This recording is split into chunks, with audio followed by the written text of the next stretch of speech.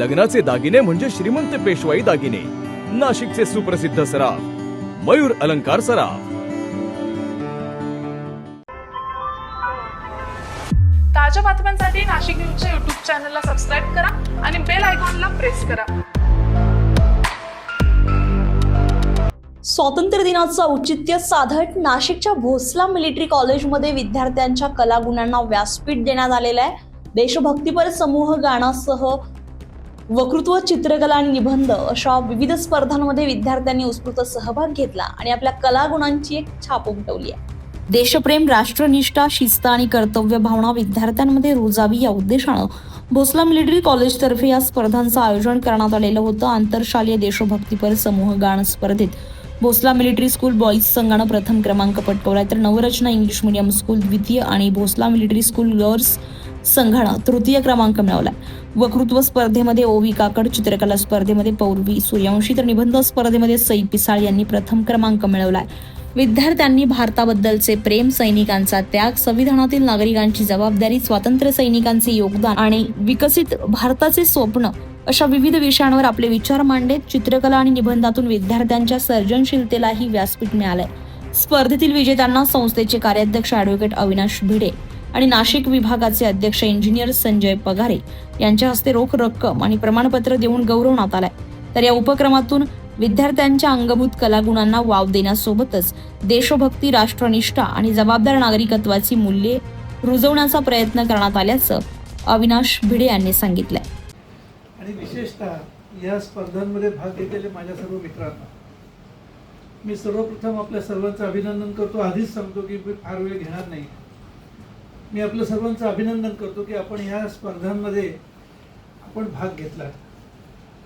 धन्यवाद देतो सर्व शिक्षकांना आणि पालकांना की त्यांनी त्यांच्या पाल्यांना, विद्यार्थ्यांना प्रोत्साहन दिलं आणि या स्पर्धेमध्ये भाग घ्यायला लावला, त्यांची तयारी करून घेतली.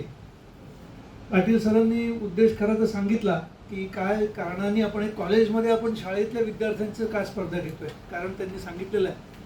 परंतु एक दुसरं मोठं कारण असं आहे, मी विशेषतः शिक्षकांपर्यंत ही गोष्ट पोचवावी अशी माझ्या मनामध्ये आहे की दुसरं एक मोठं कारण असं आहे की सध्या आपल्या भारतामध्ये आपल्याला माहितीच आहे की वेगवेगळ्या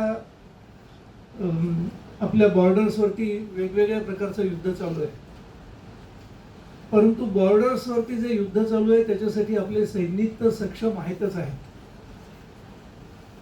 परंतु आपण आता जी उभरती ही सगळी मंडळी आहेत ही उद्याचे नागरिक आहेत, तर त्यांना आपल्या देशाबद्दल प्रेम वाटावं, आत्मीयता वाटावी, आपल्या देशाचा अभिमान वाटावा आणि तो अभिमान वाटण्यासाठी म्हणून आपला जो जाज्वल्य इतिहास आहे राजे महाराजांचा, विशेषतः शिवाजी महाराज, संभाजी महाराज, त्याच्यानंतर अनेक लोक येऊन गेले, त्याच्या आधीही आपली लोक येऊन गेली, यांचा सगळ्यांचा अभिमान वाटावा आणि म्हणून हे देशप्रेम मनामध्ये उत्पन्न व्हावं.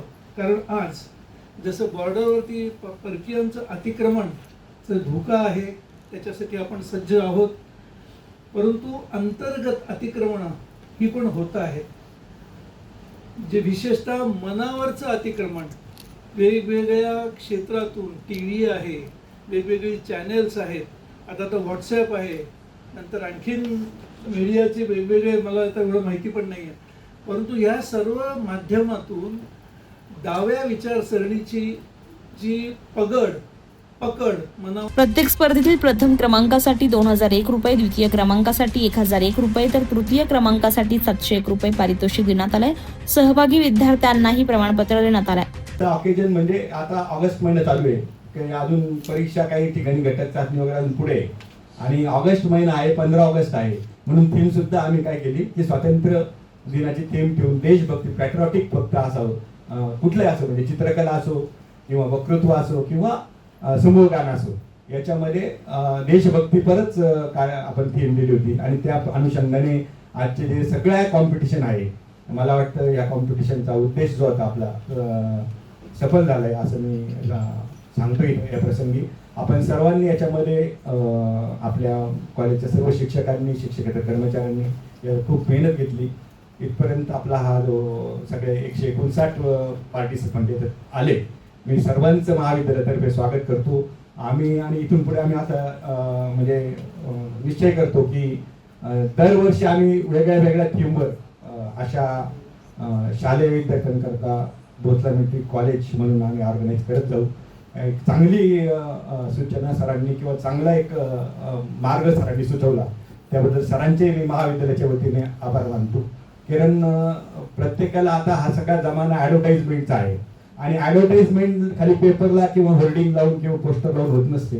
तर प्रत्यक्षात असे कार्यक्रम घेतले तर त्याचा इम्पॅक्ट चांगला होऊ शकतो. मला वाटतं आपले सगळे विद्यार्थी जेव्हा आपण आपल्या शाळेमध्ये जाल, आपल्या मित्रांना, आपल्या वर्गमित्रांना आणि शाळेतल्या सर्व विद्यार्थ्यांना भोसला कॉलेजविषयी आपण सांगाल की असं महाविद्यालय आहे नाशिकमध्ये. त्यामुळे मी सर्वांचं पुनश्च एकदा आपण इथे ह्या महाविद्यालयात आलात म्हणून मी महाविद्यालयाच्या वतीने आपल्या सर्वांचे आभार व्यक्त करतो. आपण आज आपला आजचा दिवस मला वाटतं महाविद्यालयातला अतिशय आनंददायी गेला असेल अपेक्षा व्यक्त करतो आणि मला बोलण्याची संधी दिली. धन्यवाद. थँक्यू. भोसला मिलिटरी कॉलेजची ओळख सैनिकी शिक्षणासाठी असली तरी विद्यार्थ्यांच्या सर्वांगीण विकासासाठी विविध अभ्यासक्रम आणि उपक्रम राबवले जात असल्याचं संस्थेकडून सांगण्यात आलंय. स्वातंत्र्य दिनाच्या निमित्तानं झालेल्या या स्पर्धेमधून विद्यार्थ्यांच्या कलागुणांसोबतच देशप्रेम आणि सामाजिक जबाबदारीची जाणीव देखील अधोरेखित केली आहे. स्वातंत्र्य दिनाच्या निमित्तानं झालेल्या या स्पर्धांमधून विद्यार्थ्यांच्या कलागुणांसोबतच देशप्रेम आणि सामाजिक जबाबदारीची जाणीवही अधोरेखित झाली आहे. संजय परमार, नाशिक न्यूज, नाशिक.